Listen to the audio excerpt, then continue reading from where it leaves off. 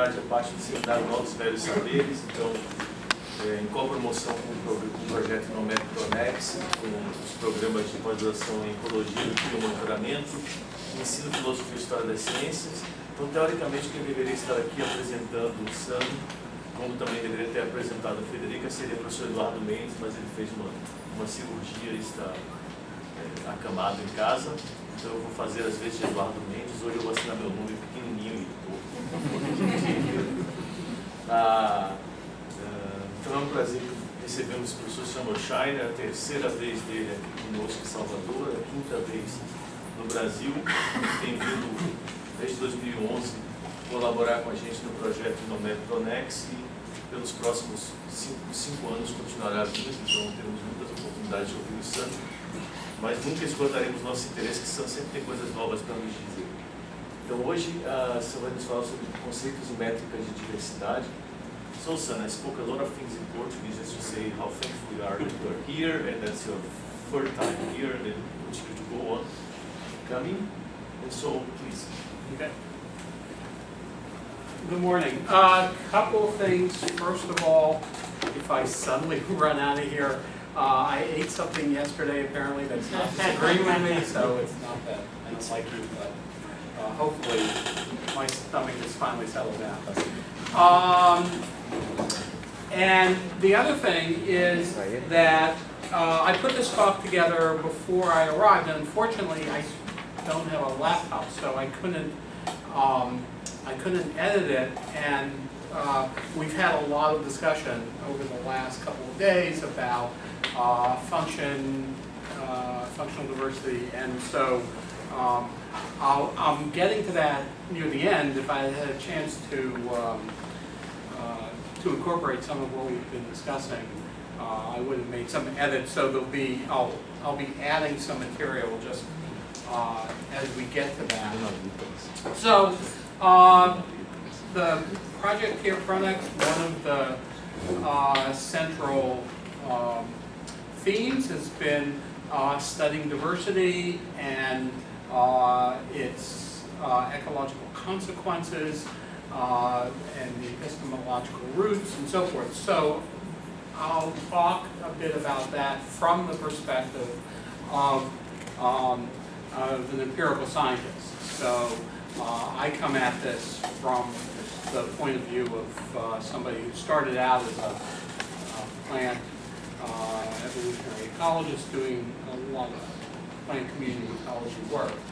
And I'm going to talk about a number of things about diversity with the notion that all of these are things that, as the Pronex projects go forward, need to be considered when we talk about diversity, what some of the concepts are, what that means for how we then measure diversity, in both in a practical sense and in terms of the kinds of things that we measure. So there's lots of different kinds of diversity out there. We can think about diversity at different levels, variation among individuals within a species. Then, of course, as ecologists, a lot of what we study has to do with diversity among species, variation among species, and then also variation among communities and how we would want to try to quantify that.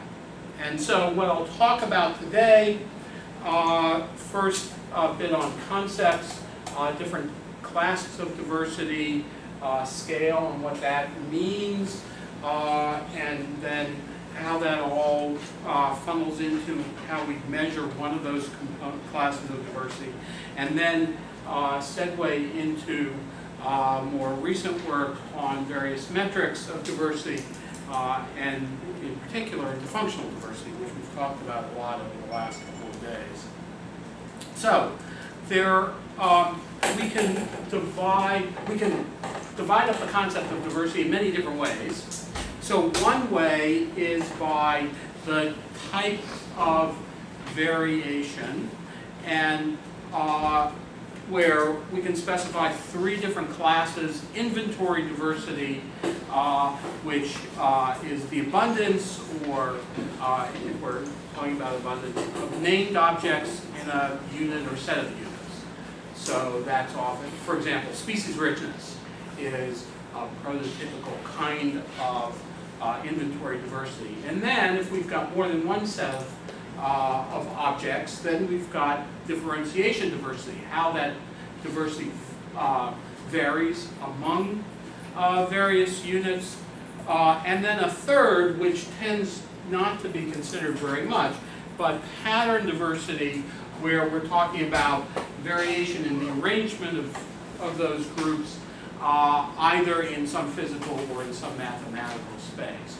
So, so various metrics, for example, spatial patterning would fit in here. Often people don't think about that as a kind of diversity, but it is. And for most of what I'm going to talk about today, I'm going to focus on inventory diversity. That's probably the most common sorts of diversity that ecologists deal with, and then a little bit on differentiation diversity. I'm not going to talk about pattern diversity at all, but for completeness' sake, have mentioned it. So, and these have been given sort of classic terminology, which goes back to Whitaker over 50 years ago now, where inventory diversity is what is commonly referred to as alpha diversity if you're talking about a local unit, and then gamma diversity if you're talking about a larger set of units, and then differentiation diversity is beta diversity. And I'll use those terms alpha, gamma, and beta as we go through, because they're sort of typical for how ecologists refer to these kinds of diversity. So, scale. This has been sort of one of the complaints I've had about ecologists being extremely imprecise in their language.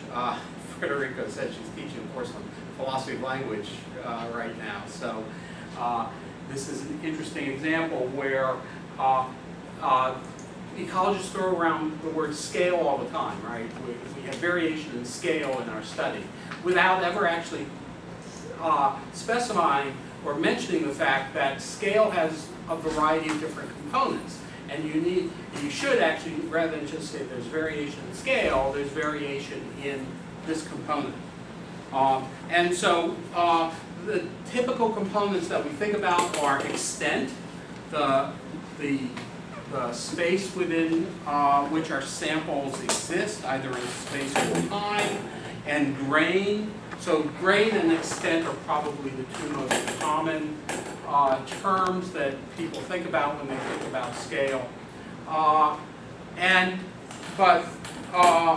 What people often, one of the things that's often forgotten is the fact that there's a sampling unit which is not necessarily the same as the grain. Most often, the grain of the study is also the smallest sampling unit, but they don't necessarily have to be. So, for example, here's, for these 3 components, here's just an example. Imagine you've got some space that you've sampled. As I said, I'm a plant ecologist, so I'm sampling the vegetation, and I have a series of plots. Each plot is divided into 4 subplots, and my basic unit of sampling is one of these subplots. So that's the sampling unit. But when I analyze the data, I may aggregate those 4 so that the data that's analyzed is analyzed at the level of the entire plot. And so then this becomes the grain of the analysis, and then the extent is the entire space over which those sampling units have been arrayed.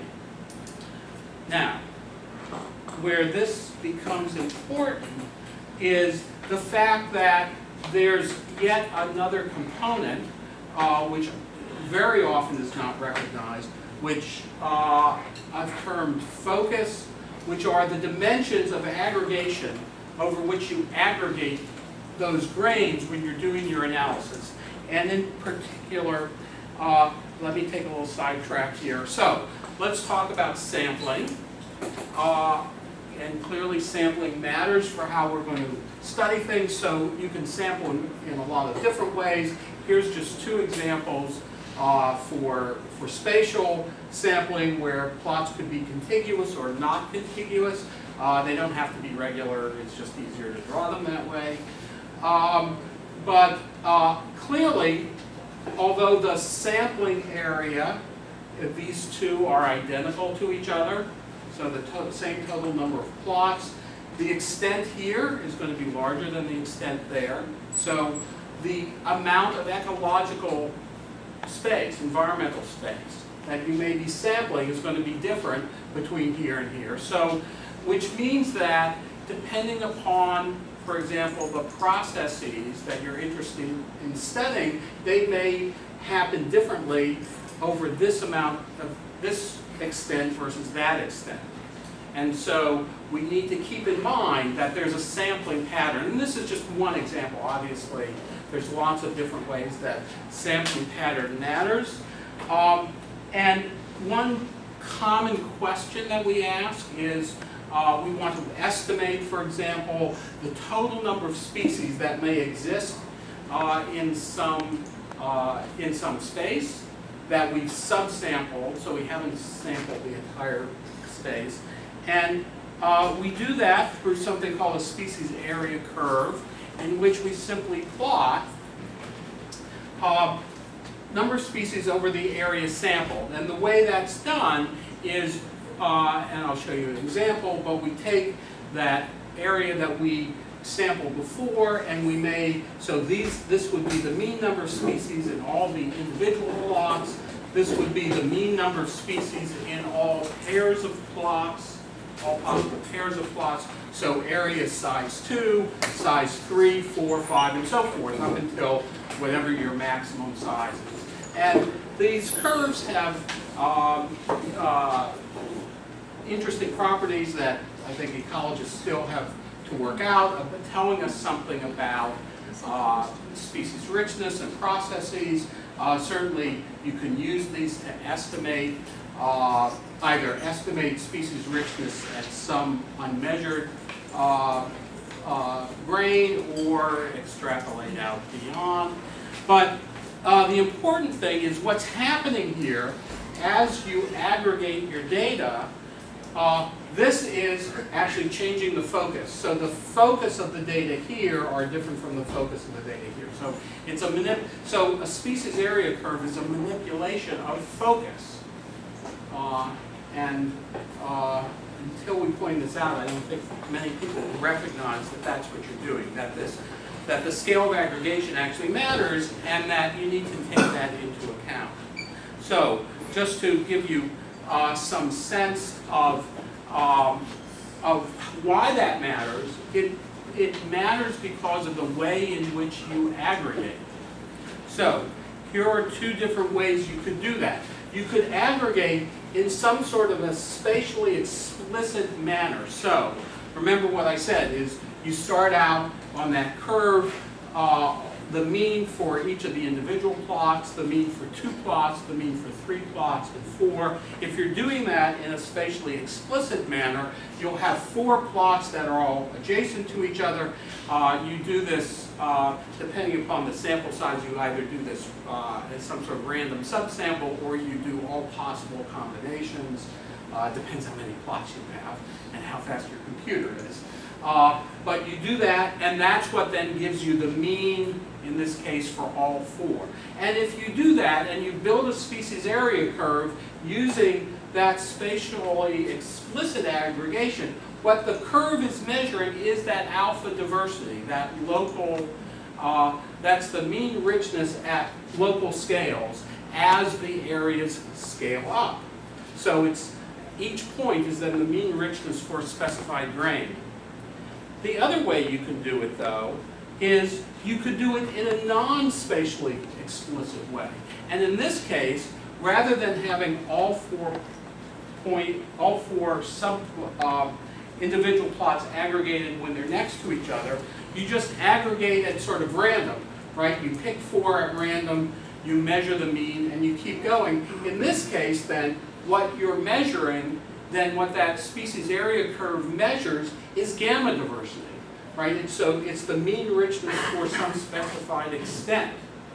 So whether or not the curve is spatially explicit or non-spatially explicit, you're actually measuring two different components of diversity. And again, this was not really recognized.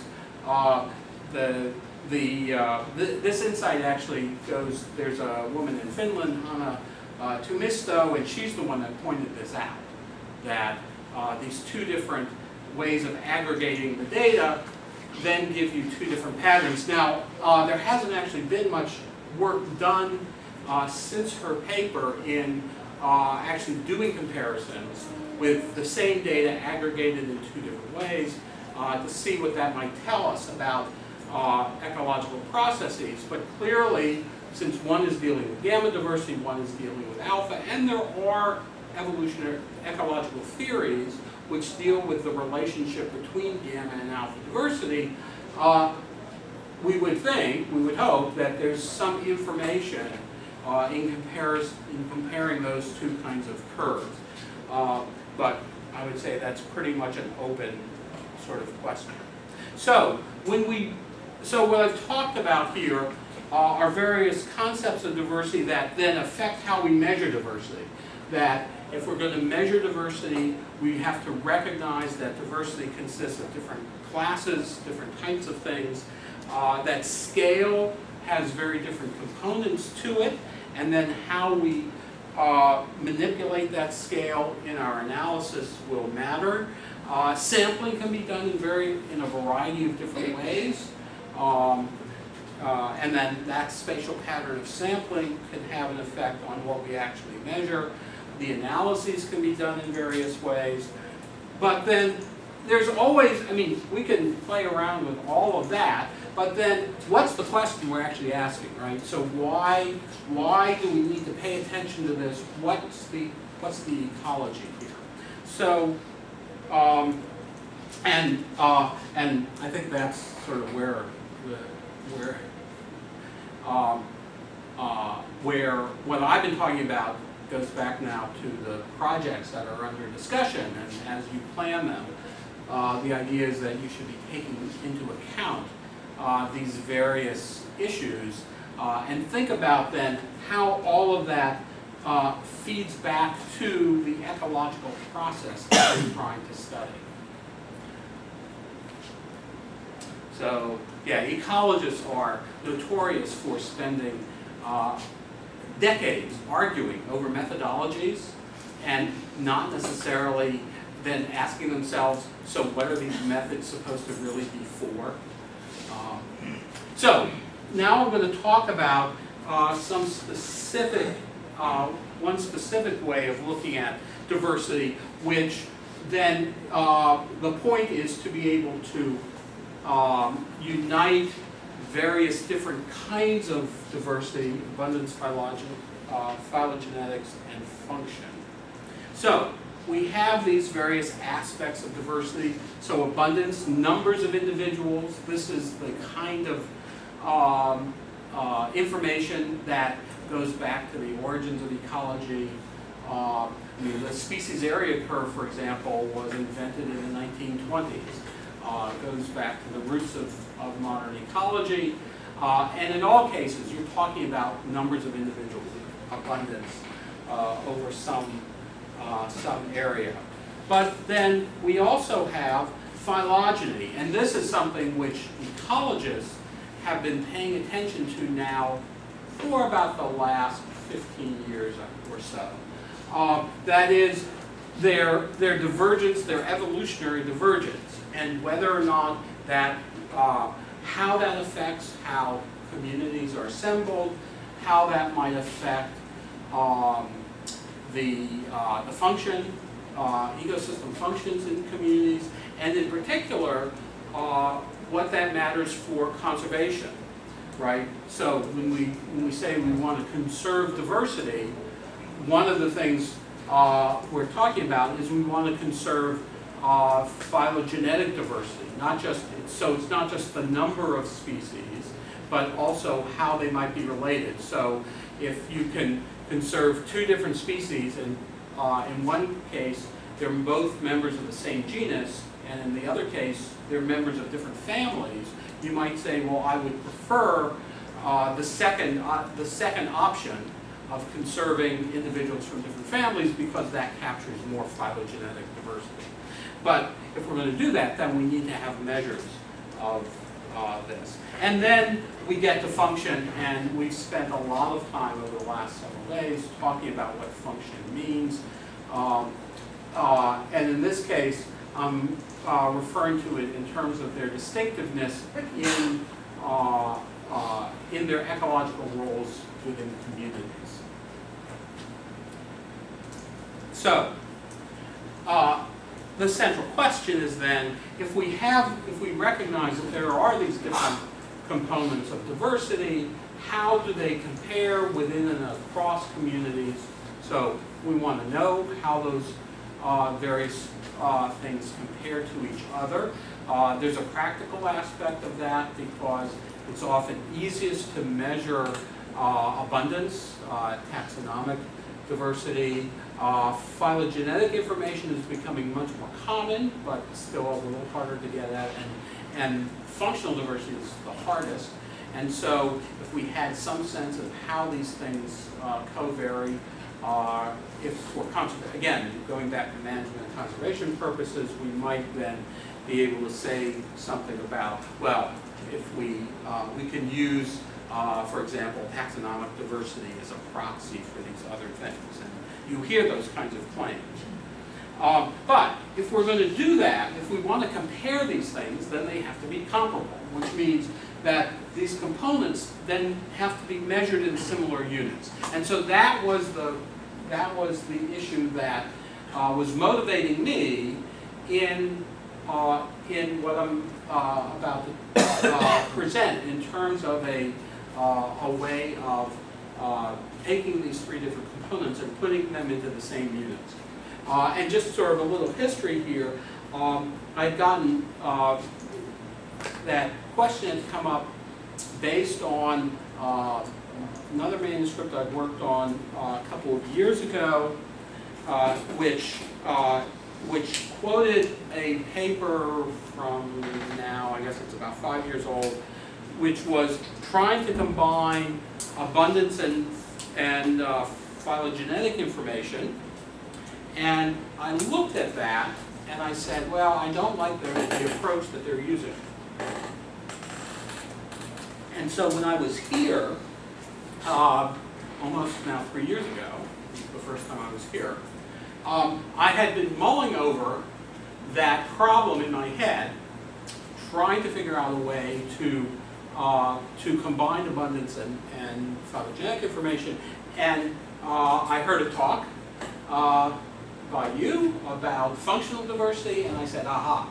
So I think I have a way, based on ideas that you gave me, of how to actually then combine all three of these things into similar units. So, a lot of things. So what I'm about to present, a lot of it actually came as a result of my visit here and ideas that it sparked. What I'm going to talk about is a way of measuring diversity, which has, which actually in history of science is an interesting sort of story, because Hill first presented this his index in the early mid-70s. I forgot the name. I should know. I think it's like 73, and it was ignored. Right? Everybody ignored the thing until an ecologist by the name of Jost, who's in Ecuador? No, Colombia? Ecuador. Ecuador. Yeah, he's in Ecuador. Pointed out now about 10 years ago that if we go back to this paper by Hill, he actually solved a very important question. And that's the following. If you open up a typical ecology textbook that has a section on diversity indices, what you'll find is a huge table, and I can attest to this because I've co-authored a plant ecology textbook, and we have this table in there. Measures of diversity indices, right? Various ways of doing inventory diversity, of measuring. And it's this huge long table with all kinds of different formulas. And it's like, so what is this whole big complicated set of formulas? What do the various things measure? How do they relate to each other? Well, it turns out that if you take Hill's formulation, everything sort of collapses into one nice little formula. And the formula is this, where P sub I is the relative abundance of a given species. So this is relative abundance raised to some power of Q, and I'll get back to that in a moment, simply summed across all of your species, and that's your measure of diversity for that particular power of Q. It turns out that Q, first of all, what this gives you are units of effective number of species.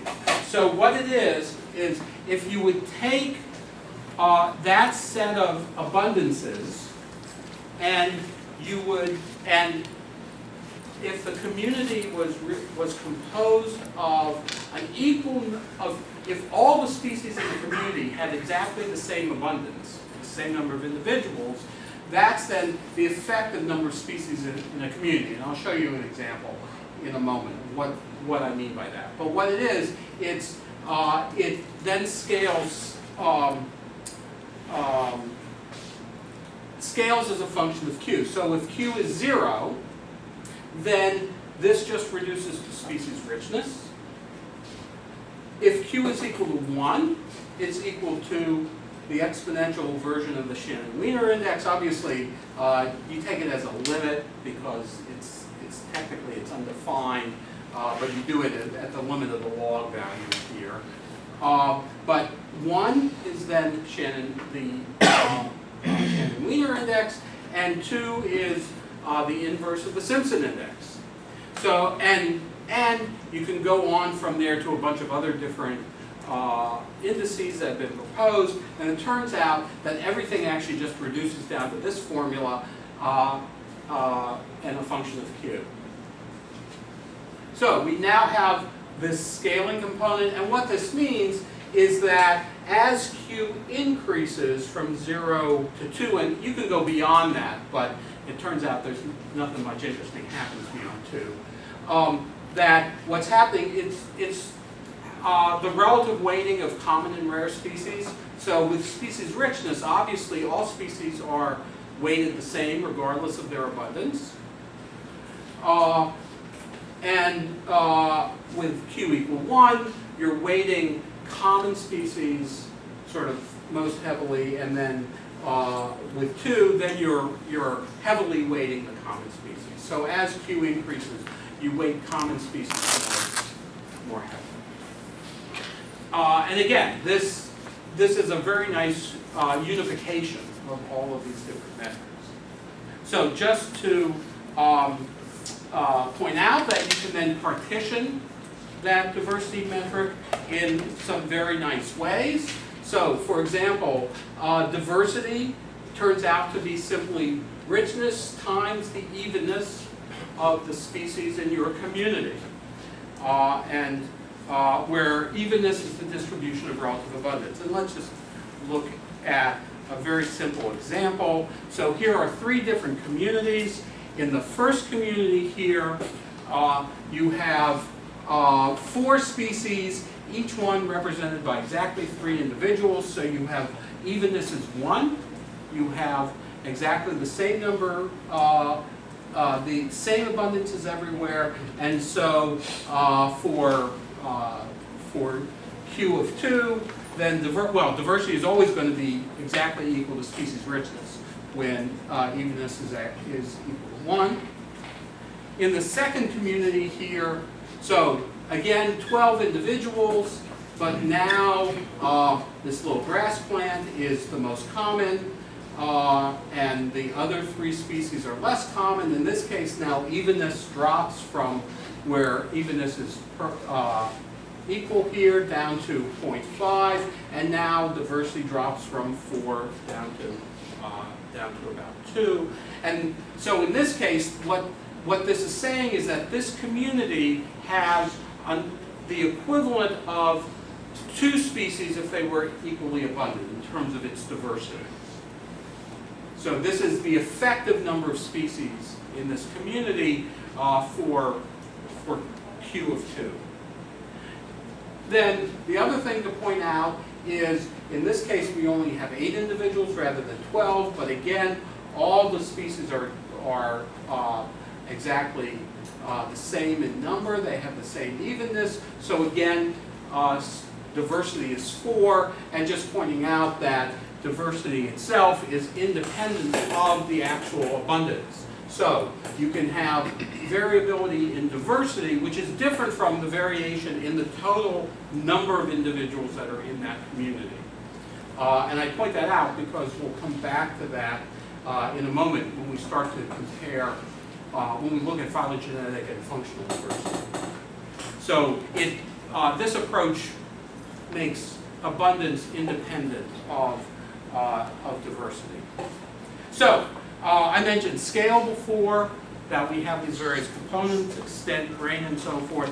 And one way that, one very nice feature of this measure of diversity is that it partitions, you can partition total diversity in some region, landscape, into a local diversity component times its differentiation diversity. That is, in this case, it's a simple multiplicative relationship between gamma, alpha, and beta diversity. And doing so has very nice properties, where here, beta diversity is a measure of the effective number of communities that you would have if the diversity if all of the local communities had exactly the same diversity,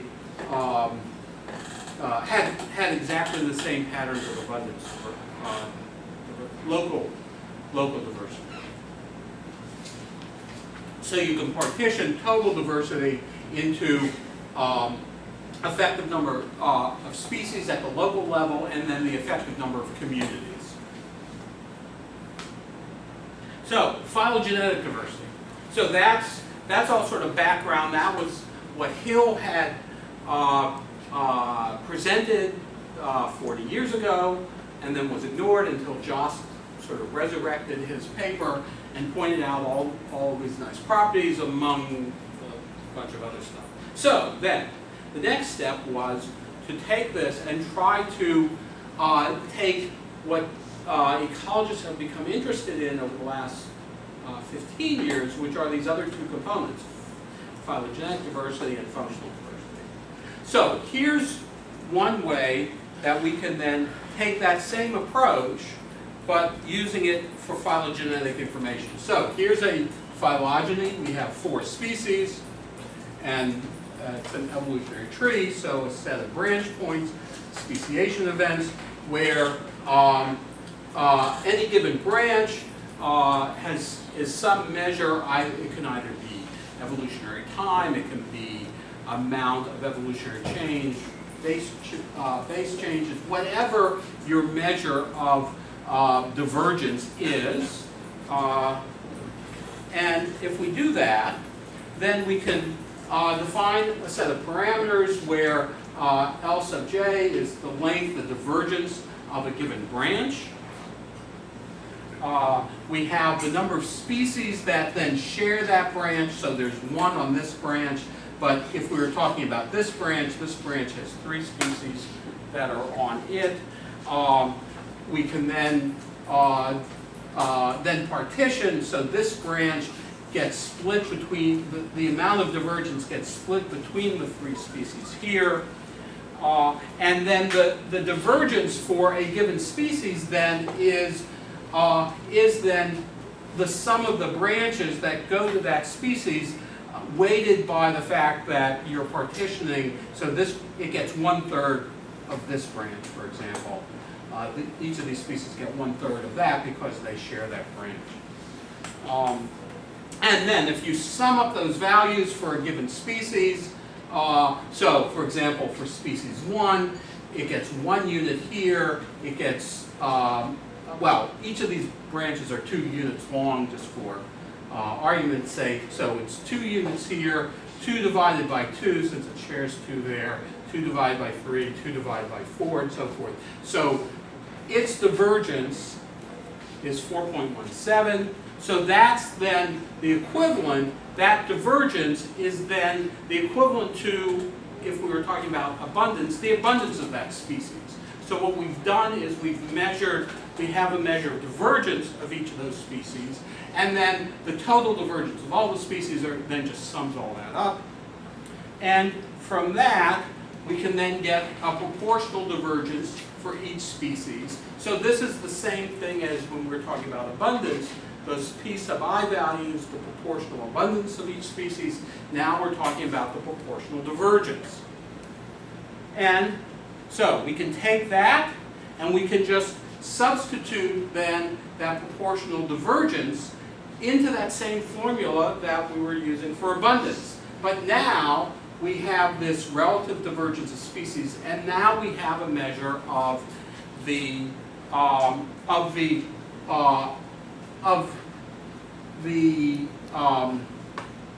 effective number of equally divergent species. So before we had a measure of the effective number of equally abundant species. This is now the effective number of equally divergent species. So depending upon that shape of the phylogeny. And I'll just point out that the most commonly used measure of phylogenetic diversity, when people talk about phylogenetic diversity and they report a value, what they're often reporting is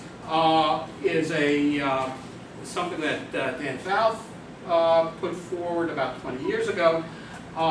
It's called his Fouth's Phylogenetic Diversity Index, which is simply L. It's the total amount of divergence in that phylogeny, which is actually the equivalent, sort of epistemologically, it's the equivalent of the total number of individuals, the total number of individuals in the sample if it was abundance. So, although people call this diversity, it's actually total divergence. And if we want to retain the word diversity to have something to do with the relative amounts of things. So when we talk about ecological diversity, right, Shannon-Wiener diversity and so forth, it's a measure of the relative evenness of that abundance. Then this is a measure that does the same thing. It's the relative divergences of all of the species. So just to give you a sense of then how this works, so here's 4 different cladograms with various, they all have 4 species, but different patterns of divergence. And here's, for example, how this measure of phylogenetic divergence would vary across these, where I'll point out that in this case, you get species richness, the total number of species in your clade, only when, if and only if the cladogram is completely symmetrical. So all of these species are equally divergent from each other. So then that's equal to species richness. As you move away from symmetry, then the cladogram becomes less symmetrical, diversity decreases. It also matters sort of the length of the branches also will have also play a role. But the idea is that this measure gives you some indication of how variable phylogenetically the species are from each other. Are they all, for example, in this case, most of the species are closely related to each other with one divergent clade, or are they all equally divergent? So that brings us to functional diversity. And this is where I have to give you all credit from your talk, where you pointed out that there's these various kinds of function of, in particular, function of versus function for. And what I mean by that are function of, which is usually measured by looking at the traits of organisms and then how those traits affect the role of that organism in a community. So, for example, some simple example, you can have we can take feeding, for example. So one species eats fruits, the other eats seeds, so you have a frugivore and a granivore, and those are two different roles that we can talk about in the community, and those are based on its traits, on its feeding traits. Or one is a predator, and the other is a prey species, and so forth. So traits, these traits can be all sorts of things. Often we use some kind of ecological intuition to decide which traits are the relevant ones for how they have some function in the community. The other thing, though, that we often talk about are functions for. That is, the way that organismal traits affect ecosystem processes. And we talk about ecosystem function or ecosystem service when that function is related to something that humans care about. So we only care, right, it's only a service if it's a service to humans. But we're talking about the same thing, some kind of ecosystem process. And almost, I would say, the entire literature of functional diversity, which has been growing over the last 10 years, is all about function of. Right? That's what ecologists always measure. When they say we're measuring functional diversity, we always measure function of. And there's a sort of a good reason for that. Well, there's two reasons for that. One is, if you're talking about trying to understand the ecological processes, the mechanisms, if you're trying to understand mechanisms that determine why communities are composed of the way they are, all of those theories about mechanism all relate to this aspect of function. The other thing, though, is this aspect of function is very, well, you can measure ecosystem function in very straightforward ways. Ecosystem scientists have been doing it for a very long time. But it's very, very difficult then to relate those ecosystem functions back to organismal traits. That's really hard. It takes a lot of work for any given system if you want to try to relate ecosystem processes to organismal traits. And so the other reason, besides sort of the theoretical reason that ecologists mostly focus on function of rather than function for, is a practical one, which is it's very difficult to relate these two things to each other. The example I'm going to talk about then is just function of, and we can talk later if we want to talk about function for. So how do we then measure functional diversity, at least in the way that I've put forth? Imagine you have a set of species and you've measured two different traits. I'm a plant ecologist, so let's say one is height of a plant and the other is total leaf area. And those are two trait values which matter a lot, for example, when you're asking about competition among plants in the community. So you have two traits that you've identified, and then for each of those species, you've measured, we're simplifying things here, so we're assuming that species we're ignoring variability within species in this metric, although you could also pay attention to that. But in this case, each species has some point value in this trait space, which are you know, the height and leaf area of these various different species. And then each species then has some unique volume,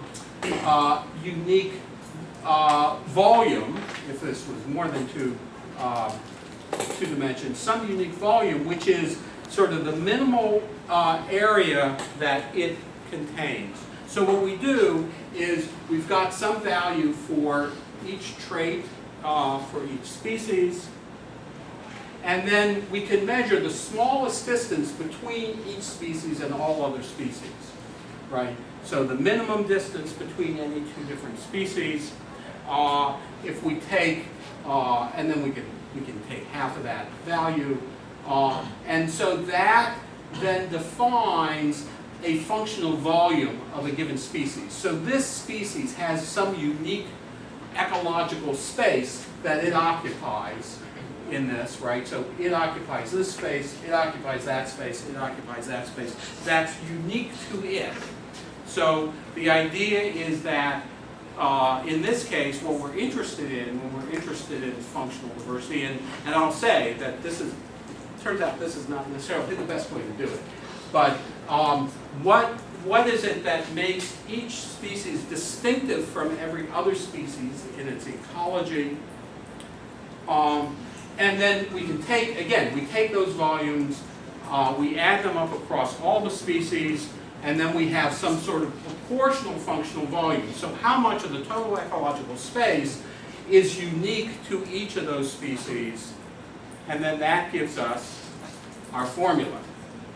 Right, so again, this is simply just like before, but now what we're measuring is the relative distinctiveness of each species, its ecological distinctiveness. Now, I put forward this in a paper. Turns out that's probably not the best way to do it, because there's various problems with that. This works very nicely if that space is convex, but if it's not, if you have outlier species, this doesn't work real well. I'm working with somebody at the University of Connecticut now, in which we're probably going to go to something that has more to do with mean distances rather than the unique distance, but the idea is the same. The idea is that you want to know how far apart those species are in your ecological space. So what's their relative distinctiveness, and then again you can have the total distinctiveness, the total volume that's occupied. And again, when it comes to functional diversity, in most of the literature, when people say they're measuring functional diversity, what they're really measuring is the total volume that's being occupied. And I would argue that that's not diversity in the same way that we talk about diversity for abundance, right? So it's different units. Here, again, what you get with this index is the effective number of species if all species were equally unique from each other. So it's a way of measuring the variability in that ecological distinctiveness. So again, let me give you a couple of examples. So here's 3 different communities. In this case, these two have exactly the same number of species, but from here, what's happened is this species has become much more similar to that species, and so they're no longer very different from each other. When that happens, well, in this case, so here's our measures of evenness. So these points are pretty equally distant from each other. In this case, though, now they're less evenly distributed because these are now close to each other. The total volume, unique volumes, are lower, and the diversity is lower. And then here's a case where, let's say this species was missing from this community, but the other species are identical. Notice that, this goes down because the maximum here is always species richness, right? And so we only have 6 species here. But now we have sort of equal amounts of evenness, but very different volumes. And as I say, what often is being measured with functional diversity is the total volume being occupied rather than the distinctiveness, and so that can be a problem. So, the other thing, though, that by doing this, by having all three measures of diversity done in the same fashion using Hill numbers, we can then come up with an integrated index, because it turns out you can simply multiplicatively put all three into the same formula, where you have abundance, phylogenetic diversity, ecological function, distinctiveness, and this formula acts just like the Hill formula for each one individually, and you can do this separately. So you can have separate measures of abundance, phylogenetic diversity, and functional diversity, all independent of each other as a function of Q, or any possible combination of each two or all three together. So now what you have is an index, all of which are in units of effective number of species, effective number of with regard to abundance, effective number with regard to phylogenetic distinctiveness, and divergence, and effective number with regard to functional distinctiveness. And so now everything is in the same units. You can do comparisons, and you can do them for each of them separately or in any combination. And this is, so far, the only approach that does that. There is an approach, I just got done reviewing the manuscript from, there's a woman in Taiwan, Ann Chow, who's done a lot of very nice work on diversity indices, and in fact it was her paper that inspired this, where they have an index where you can either, where you can measure this, and you can measure this, or which has this, that, and that, right? So it's abundance or abundance plus phylogeny or abundance plus ecosystem function, but doesn't actually allow you to partition things out. And that's something we can discuss going forward about what she's measuring versus what these are measuring. So what is all this good for? Well, so as I say, we separate out total abundance, divergence, and distinctiveness from the relative variation in those things. And I would argue that relative variation is what we mean when we use the term diversity.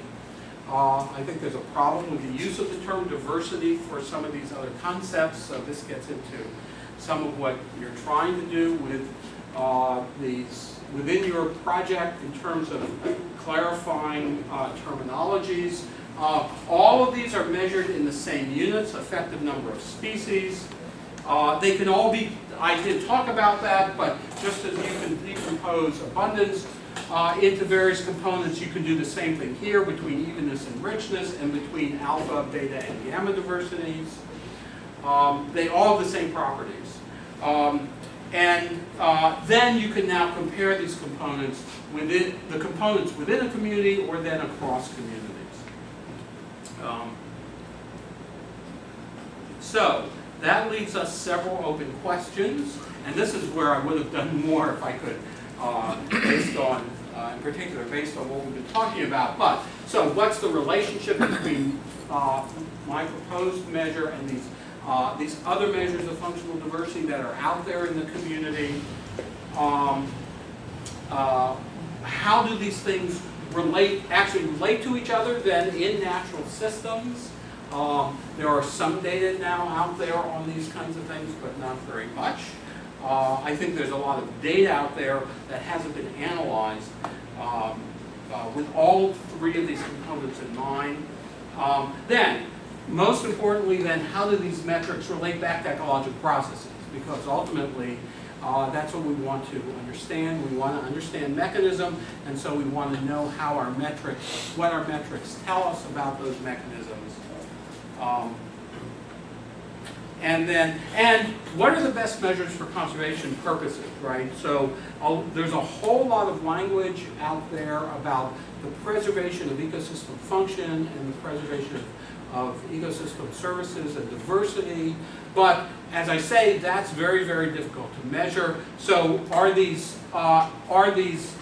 are other components good proxies? So for example, it's much easier to measure abundance, or maybe it's easiest to measure just a species list and their taxonomic, their phylogenetic diversity. So so that's a very practical question of, given that there are some things that are harder to measure than others, what can we be measuring? But in order to do that, we need to know how these things are compared to each other.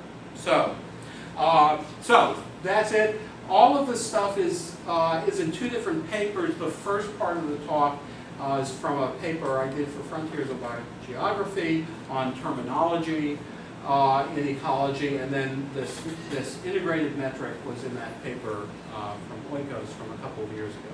So, questions?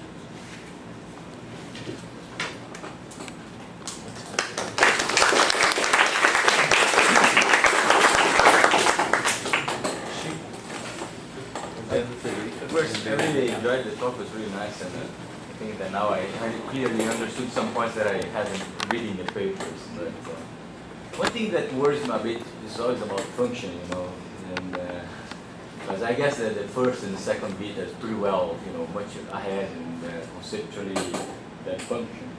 And so when you gave the examples of the traits, you put size or leaf size or whatever. Right. So I guess the thing is, it must be, for instance, oxygen production or carbon storage, isn't it? Mm-hmm. Because otherwise it's going to be something like, I don't know, it's not function, isn't it? Right. Yeah. So for right. Typical things that ecosystems people measure are things like gram carbons fixed per unit area per unit time, flow of nitrogen through a system. But we can think about function in other ways.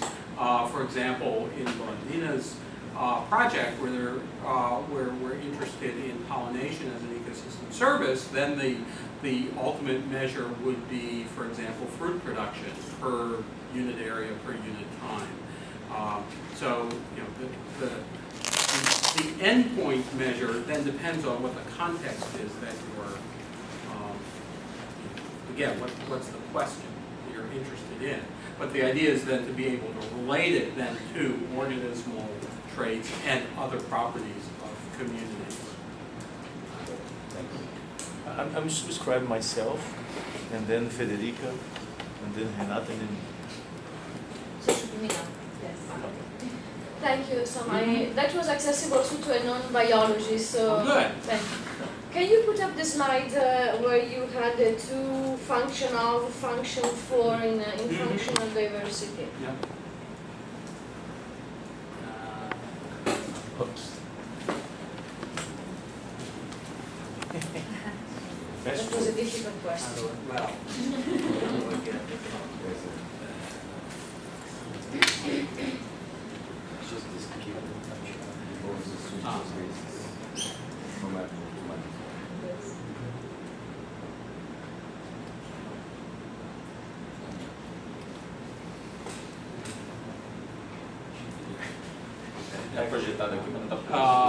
It's probably easiest. It's probably easiest just to go backwards. Yeah.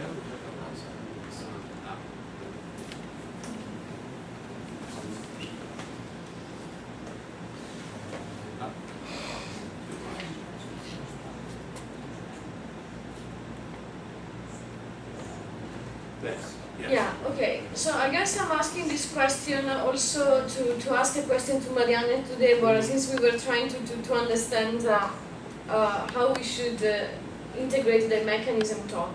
So what I'm missing there is, what it is the phenomenon that this function of or function for are supposed to give an answer to? So are you suggesting that this function of and function for are kind of absolute function of something and for something, because this seems to be key when we specify the mechanisms, no?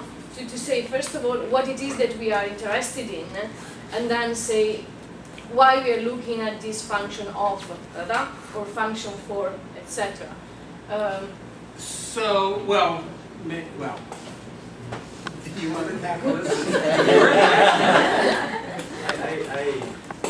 I have,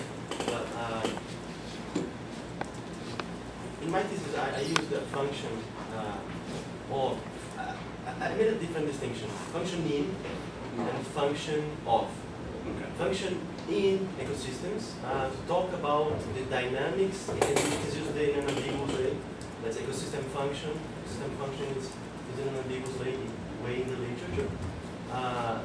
So we talk about function in ecosystems to talk about the dynamics of the ecosystem as a whole. But here it seems that we don't go beyond ecology. We are talking about the flow of matter and energy. And we use also function in ecosystems sometimes, and it would be perhaps better to talk about function of ecosystems and not function in ecosystems, to talk about the role and function of ecosystems as parts in larger wholes or in larger contexts. For instance, when we talk about social ecological systems, which include human societies, here the function of ecosystems would be the function would be associated to the services, ecosystem services. So we could talk about pollination as a service, as a function of an agro and a given ecosystem. But this is not a function in an ecological sense exactly, because we are thinking in the contribution of an ecological component to a social ecological system, which includes human society. So we're talking about services. So it's a very anthropocentric concept. So I would make the distinction between function in to talk about the level of the ecosystem. But the ecosystem taken as a whole and the ecosystem taken as a part. So there are two different ways of ecosystem function expression. And the other would be function of. Function of organisms in the dynamics of the ecosystem. So we have, when we talk about it seems that when we talk about function of the organisms, we are talking about function of organisms in an ecosystem context. Yes. It only makes sense in an ecosystem context.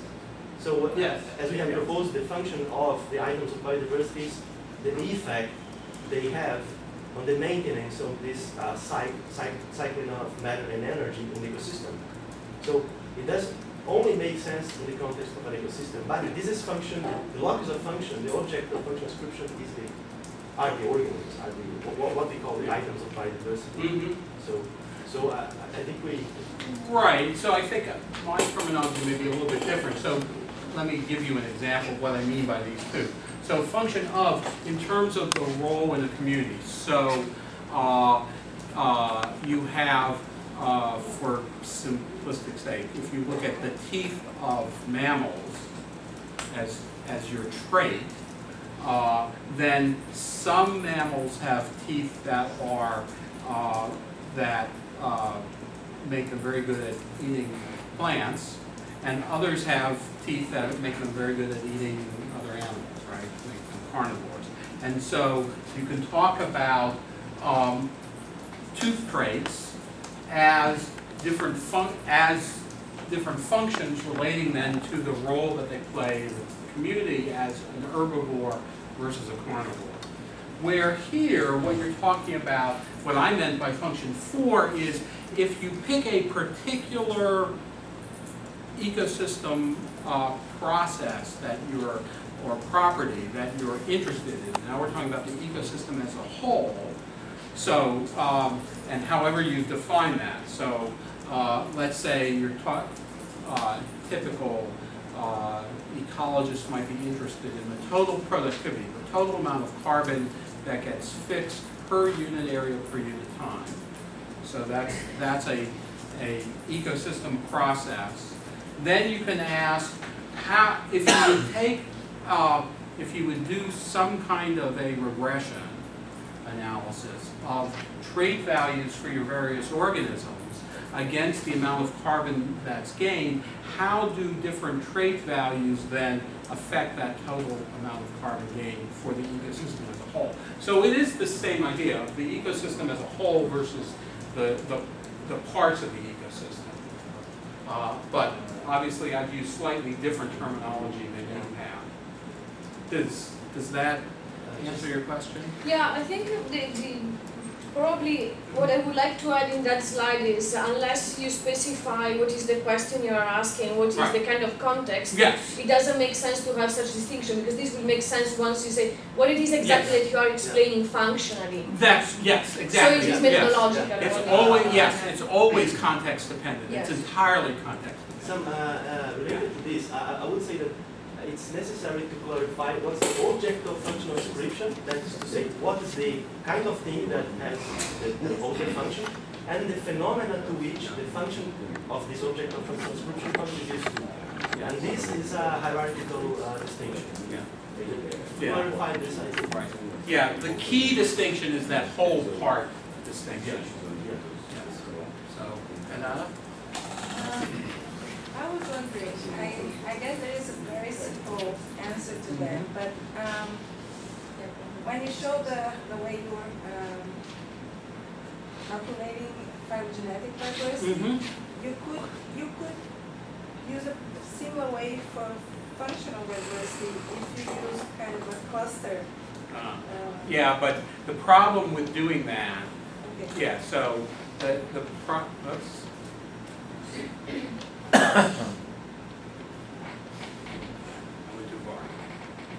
Right. So the problem with doing that, and that's been done, right? People will take that space, that functional, well, actually, I should go back to, Yeah, This- it's kind of a cluster to Right. analyze the traits. right, you go back to this view. Yes, here we go. Right, so one of the first approaches that was taken was to draw that dendrogram Yes. and then use the approaches that have been used for phylogenetic diversity. So the phylogenetic diversity indices were invented first in the 90s, and then the functional people came along in the 2000s, and they built a dendrogram. But a phylogeny has a root, right? I mean, it's the result of a branching process. There's no branching process here. To me, it's conceptually totally incoherent to impose a series of branches on that.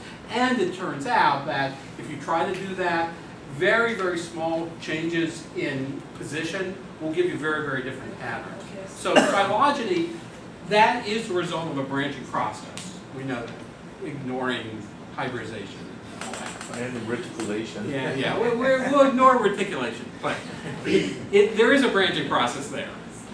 But there is no branching process here. So what you want are things that deal with measures of the volume and the position of things in that hypervolume. So, Yeah, I totally agree. It was yeah. a curiosity. Because I Yeah. don't But know no, the but literature it's- very well, yeah. so that's. Yeah. But another thing I would like to know is, do you think it would be possible to include in this approach something as a known model that you can compare the insights you get from what you would get sampling randomly from a pool? Because I think this is a little bit, just a little bit more, but it can increases a lot because you can compare different geographic regions with different species pool, and you can also have some measure of how, that's what I was trying to say yesterday, in increasing the same question, the general umbrella question, in the sense that if you have this new model, you can ask the question, what happens to communities if you put some disturbance? Are they getting homogenized, for example? Yes. No, exactly. You've just outlined a 4-year research project. And you no, because that's exactly the point. is that at the moment, there's been a lot of work coming up with various metrics of functional diversity, but pretty much almost about that much saying, so what are the models, what mechanistic processes, so now we get back to mechanisms, would produce different processes, so different, I don't know if you want to call them null models or models, but different, so you have different process models that give you particular patterns, and then how do those relate to the real world? And that is pretty much a huge open question. So, yes, and that's what I think would be one of the great questions that can be addressed with your project here, because one of the great things is the fact that you've got so many different kinds of systems. You've got aquatic systems, terrestrial systems, and as comparisons for these sorts of measures. So I'll ask Sam later to help me write this down. But my comment is also in the direction of Federica. It seems rather interesting that functional diversity measures seem to be much more dependent on research focus than richness, abundance, or phylogenetic. Much more what? Dependent on the research question, what you're focusing on. Because I think what really matters for functional diversity is function of. Because we are measuring diversity within an ecological system. If we look at function for, or function in, as Lei says, we are working on the function of the ecosystem as integrated with the socioeconomic system. And this is not what we're talking about here. That's another question. Our question is about what diversity within the system. Both. And how those two things relate to each other. Because, again, if you look at all of the rhetoric that comes out of these conventions on biodiversity, right? Ecologists, environmentalists justify conservation to the general public because of its relationship to, because of claims about relationships to ecosystem services, right? Because now we get into these values issues, right? Because that's often what humans value, right? The ecosystem service. And so the rhetoric, and this is, again, sort of an interesting, going off into another tangent, but if you look at the rhetoric claims there is a link, but I would argue that there's probably very, very little data about that link. I don't know if ecologists are worried that, and I've heard this expressed, that they're worried that if they try to look for the link and they don't find it, then what are we going to argue, how are we going to argue conservation? But anyway, it would be different measures. And what we're talking is that it's a very nice question. What are the links between diversity, functional diversity of items within the ecosystem and functional diversity of ecosystem services for human systems? Yeah. But in both cases, we have to define a system, and this means that we have to find a closure. So we have to, what's exactly the system? And we have to focus on a specific phenomena, because functions are the causal roles of the parts for a given higher level capacity or higher level phenomenon, and that's what the parts are doing as parts of a mechanism. So, and we know we can have parts with different function, depends on what you're looking for. If you look at lymphatic system in human body, for instance, we talk about nutrient distribution is one function, talk about immune system is another function. Right. So, functional diversity measures seem to be highly dependent on what you're asking about the system, while abundance and phylogenetic are not. So that's, I think, some.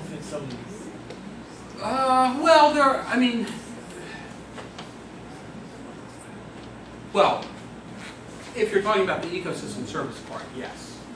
Yes, I think that's true. If you're talking about this, if you're talking about the parts, that is much more directly comparable to what ecologists are interested in when they're talking about these other aspects of diversion. of diversity, abundance. Yeah, because abundance and on second thoughts also, as an ecologist measures abundance and richness and phylogenetic diversity, also depends on the research question, because Yes. if you are measuring microorganisms in the soil, you get a completely different measure if you're measuring birds. Sure. So in a sense, it's also a second thoughts. Two more comments. Yes, we can ignore reticulation as a simplifying assumption, but maybe something to think of in the future is phylogenetic networks are already integrated into package to do phylogenetic analysis. So maybe a nice thing is to think about, if we work on not in branching but in phylogenetic networks, how could we measure? You mean reticulated networks? Yeah. Because it's becoming clear that the branching assumption for some groups doesn't work. For instance, for bacteria, they change so much genetic material that they are being modeled as phylogenetic networks and not phylogenetic trees. Yeah, I think. Well, personally, I think there's less horizontal gene transfer than rhetoric would talk about. But that's okay. I mean, all you need is some kind of measure of distance. But you have for however networks. you've got. Yeah, networks also you can define distance Yeah. across networks, and the same basic approach works. It's just the I measure of entirely distance. agree. I'm just saying Yeah. that the proposal can be extended to networks Sure. by looking at the distance between the nodes, and there are several measures of Yes. distance that can be used. Yes. And the tree is a kind of degenerated network. So Yeah. you can get the tree out of the network. So you can extend and be more general. Yes. And final comment, Chico asked about total amount of carbon per mass is a function. It's not a function, but it's a proxy for a function.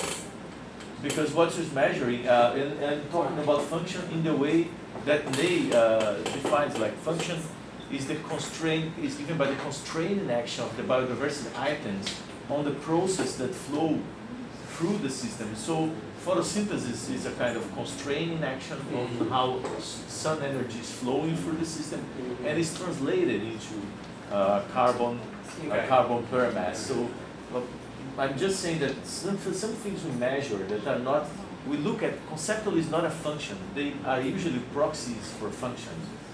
And we have to think about how exactly they are proxies for functions. Right. Actually, this gets back to Frederica's talk about what we mean by mechanism. Yeah. So that was it. Thierry? It's just out of curiosity. All these measures are related to the concept of entropy. I wonder if you ever heard about the work of Constantin Tsalis around the generalization of the concept of entropy. Yeah. Oh, great. Yeah. Well, so one of the measures, this paper that I just reviewed by Ann Chow, is using Rao's cube, which is a measure of entropy, as a measure of function, in the function of sort of thing, where you've got this trait space and you want to measure the distance among the distinctiveness among the objects within that trait space.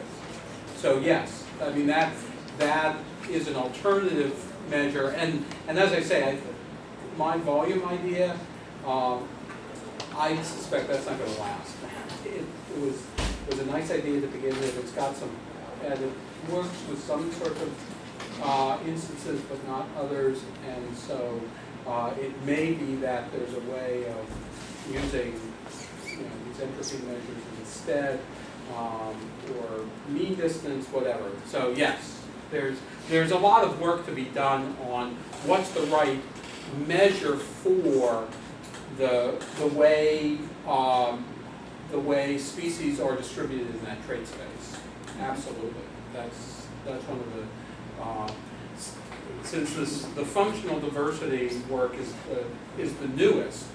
That's where I think the most work is to be done.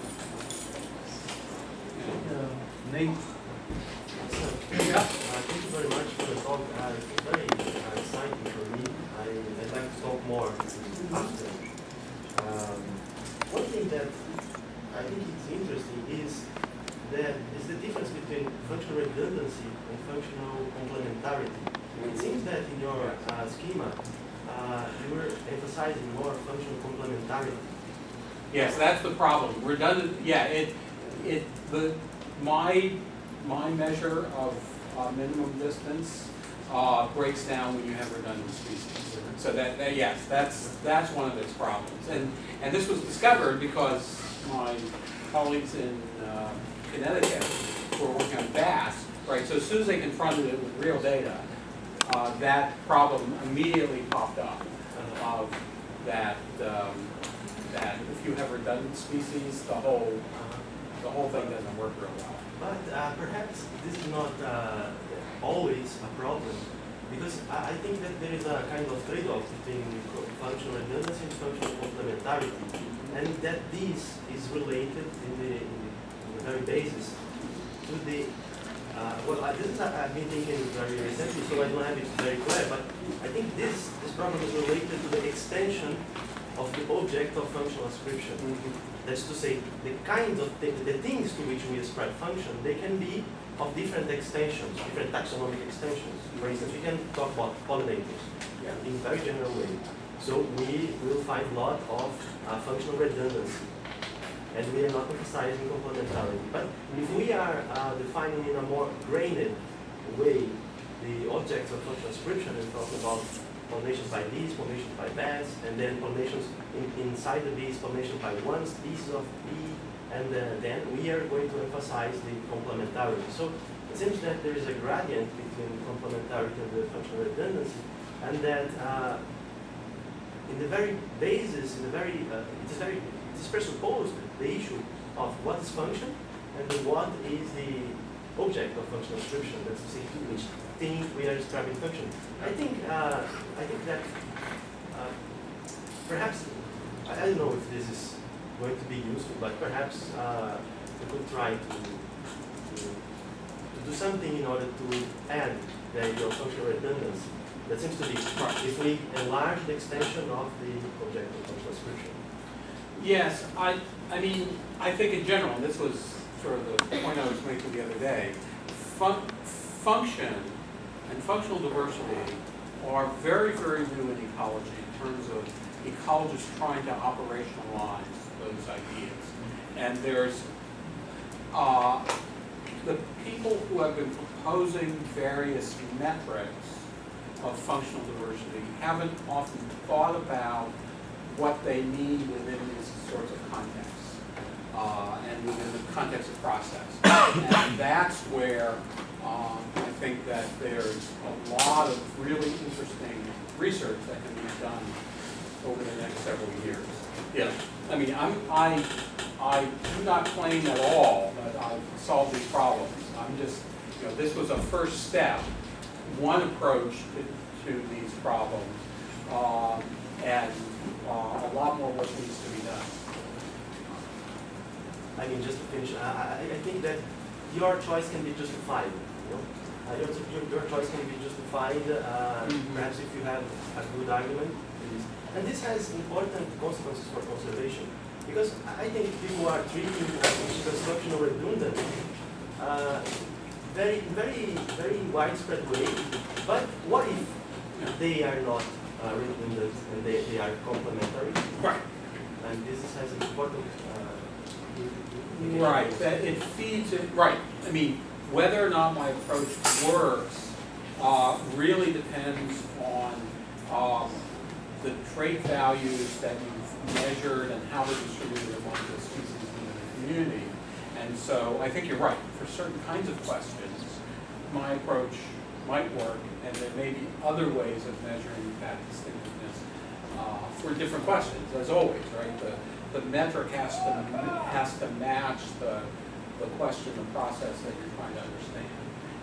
And that's, again, where a lot of work needs to be done, making those linkages. I have one minor comment.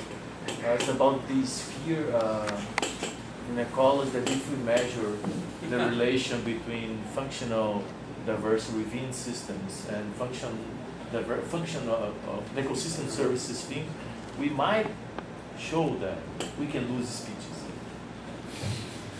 This is one, this can happen based on this redundancy versus complementarity thing. But this is one question where we should ponder about values and objectivity. Our first position might be, well, if it is like that, we should show with our data, but then our values as people who work in conservation gets in and we get in a really complicated situation. But on the other hand, maybe the focus on function is well taken, because losing the species is what happened in the history of Earth all the time. The difference is now that we are responsible for that, and it's the first time a human, it's the second time a living being is responsible for mass extinction. The first was the cyanobacteria, but they didn't know what they're doing, so we cannot blame them. We cannot blame them. They didn't have any choice, but we have choices, and that's our problem. But anyway, I think we should maybe tone down the let's not lose the species talk to tone up. Let's not lose ecological processes, and that's where this thing we are interested in here, and we are working with Mariano and Dari on that.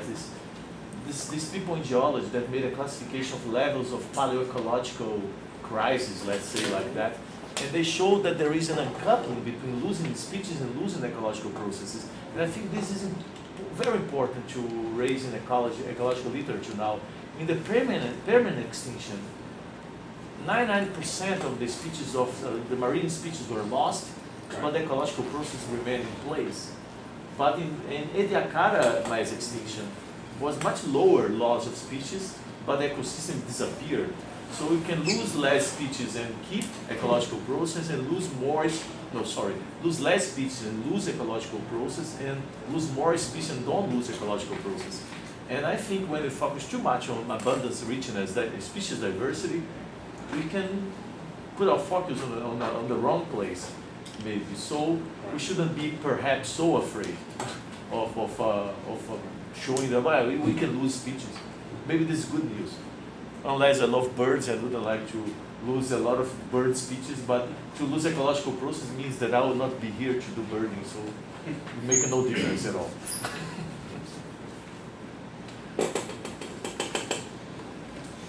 More? So, Me. oh, Minor Candelaria. comment. Yeah. Early in your talk, you were talking about alpha diversity and gamma diversity, and there are a few examples comparing both, and it would be nice to have the same database comparing between both. Well, we did that. In the last Pronex, we used the data set of small mammals, process values of forest loss, and we calculated alpha diversity as the mean number of species in each of our sample plots, and put that across the values of forest loss, and gamma diversity as the total number of species in the landscape, and compare that. So I think an example of Yes. you say you can maybe do So okay, time to have lunch then. Thank you, son, again, for that very inspiring talk.